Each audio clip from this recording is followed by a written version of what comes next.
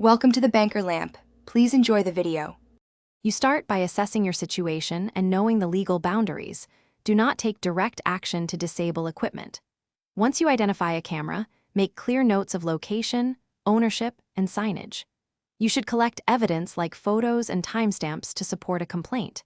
Make sure to contact privacy advocates or a lawyer if public surveillance impacts you. This approach protects your options and keeps actions lawful while building a record for the next steps. Next, pursue formal remedies.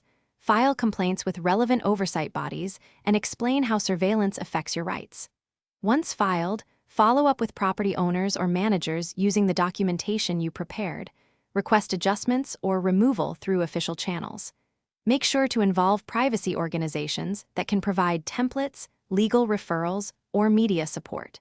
This route seeks corrective action without tampering, and it increases the chance of a durable. Finally, adopt privacy-preserving behaviors and technologies that do not interfere with equipment. Adjust online profiles, use privacy settings, and consider lawful, non-destructive apparel or accessories that reduce identifiable data in public imagery.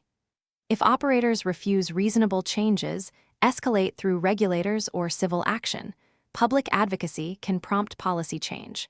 One troubleshooting tip: if your complaints stall, recheck documentation for gaps, refresh timestamps, and seek pro bono.